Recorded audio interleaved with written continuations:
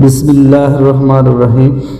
فضائل رمضان، حدیث نمبر 7۔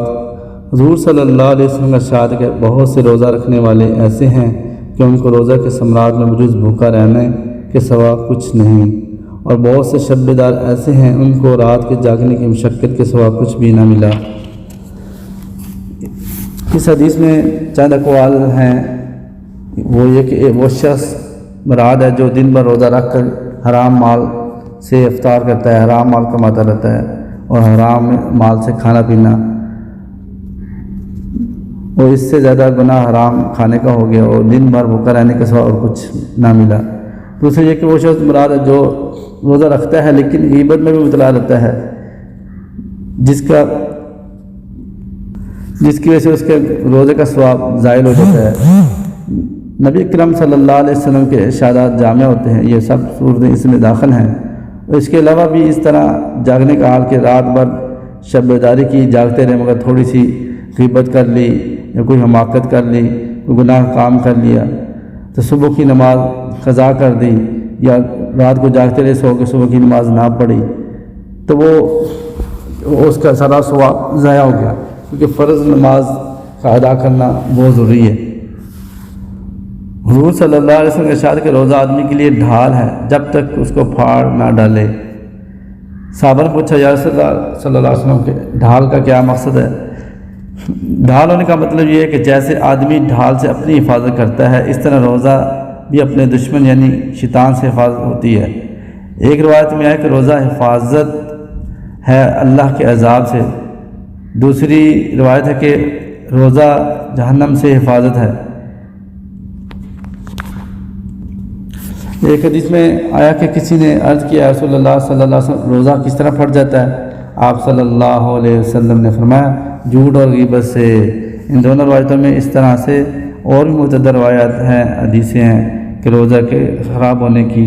علماء کرام نے روزہ کے آداب 6 آداب فرمائے ہیں۔ ایک کہ اول نگاہ کی حفاظت کیجیے، کسی بے محل جگہ پر نہ پڑے، حتیٰ کہ بیوی پر بھی شہوت کی نگاہ نہ پڑے۔ پھر اجنبی کا کیا ذکر، اس طرح کسی اور لہو و لعب وغیرہ ناجائز جگہ نہ جائے، ناجائز کام نہ کرے۔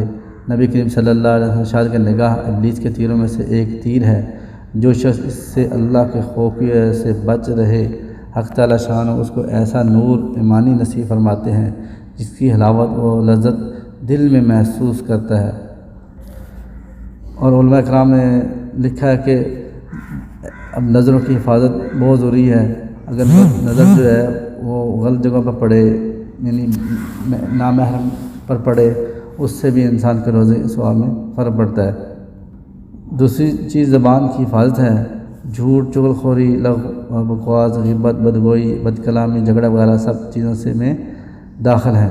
بخاری کی روایت میں کہ روزہ آدمی کے لیے ڈھال ہے، اس لیے روزہ دار کو چاہیے زبان سے کوئی فحش بات یا جہالت کی بات نہ کرے، مثلا جھوٹ بولنا، جھگڑا وغیرہ نہ کرے۔ اگر کوئی دوسرا جھگڑنے لگے تو اسے کہہ دے کہ میرا روزہ ہے، یعنی دوسرے کی ابتدا کرنے سے پہلے ہی، الجھنے سے پہلے ہی وہ اس کو کہہ دے کہ میرا روزہ ہے۔ تو روزے کے عالم میں کسی سے لڑنا بھی نہیں چاہیے۔ اگر پھر بھی وہ بیوقوف نہ سمجھے تو پھر اسے کہو کہ اپنے دل میں کہو کہ میرا تو روزہ ہے، تو میں اس سے جھگڑا نہیں کروں گا۔ نبی کریم صلی اللہ علیہ وسلم کے زمانہ میں تو عورتیں آئیں تو ان عورتوں کو اتنی سخت بھوک لگی کہ وہ مرنے قریب ہوگی، تو بھوک ناقابل برداشت ہوگی، ہلاکت کے قریب پہنچ گئی۔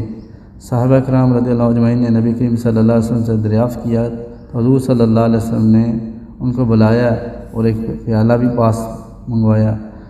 پیالہ آیا تو ان دونوں کو اس میں قح کرنے کا حکم فرمایا، تو دونوں نے اس میں قح کی تو ان کے منہ سے گوشت کے ٹکڑے تازہ نکلے اور خون نکلا، تو لوگوں کو حیرت ہوئی۔ تو حضور صلی اللہ علیہ وسلم شاہ فرمایا کہ انہوں نے حق تعالی شانوں کی حلال روزی سے روزہ رکھا اور حرام چیزوں کو کھایا۔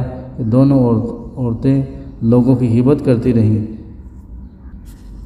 حق تعالی شانوں نے اپنے کلام پاک میں غیبت کو اپنے بھائی کے مردار گوشت سے تعبیر فرمائی ہے، اور حدیث میں بھی کثرت سے اس قسم کے واقعات ارشاد فرمائے گئے ہیں، جن سے صاف معلوم ہوتا ہے کہ جس شخص کی غیبت کی گئی ہے اس کا حقیقت گوشت کھایا جاتا ہے۔ نبی کریم صلی اللہ علیہ وسلم نے ایک بار چند لوگوں کو دیکھ کر ارشاد فرمایا دانتوں میں خلال کرو۔ انہوں نے عرض کیا ہم نے تو آج گوشت چکھا بھی نہیں۔ حضور صلی اللہ علیہ وسلم فرمایا فلاں شخص کا گوشت تمہارے دانتوں کو لگ رہا ہے، معلوم ہوا کہ ان کی غیبت کی تھی۔ اللہ تعالیٰ اپنے حفظ میں رکھے کہ ہم لوگ اس سے بھی غافل نہ رہیں اور ہمارے روزے میں بھی اور روزوں کے علاوہ بھی کوئی ہمارے منہ سے غیبت کے الفاظ کسی کے لیے برائی نہ نکلے۔ اور حدیث میں روایتوں میں آتا ہے الغیبت و اشد من الزنا، غیبت ہے اور زنا سے بڑا جرم ہے۔ نبی کریم صلی اللہ علیہ وسلم سے کسی نے دریافت کیا غیبت کیا چیز ہے؟ آپ صلی اللہ علیہ وسلم فرمایا کہ کسی کی پس پشت ایسی بات کرنی جو اسے ناگوار ہو۔ سائل نے پوچھا کہ اگر اس میں واقعتاً وہ بات موجود ہو تو؟ حضور صلی اللہ علیہ وسلم فرمایا جب ہی تو غیبت ہے، اگر واقعتاً موجود نہ ہو تب تو بہتان ہے۔ ایک مرتبہ نبی کریم صلی اللہ علیہ وسلم کا گزر دو قبروں پر ہوا تو حضور صلی اللہ علیہ وسلم فرمایا ان دونوں کو عذاب قبر ہو رہا ہے، ایک کو لوگوں کی غیبت کرنے کی وجہ سے اور دوسرے کو پیشاب سے احتیاط نہ کرنے کی وجہ سے۔ حضور صلی اللہ علیہ وسلم ارشاد کہ سود کے 70 سے زیادہ باب ہیں، سب سے سہل اور ہلکا وہ جو اپنی ماں سے زنا کرنے کے برابر ہے، اور 1 درہم سود کا 35 زنا سے زیادہ سخت ہے، اور بدترین سود اور سب سے زیادہ خبیث ترین سود مسلمان کی ابرو ریزی ہے۔ حدیث میں غیبت اور مسلمان کی ابرو ریزی پر سخت سے سخت وعیدیں آئی ہیں۔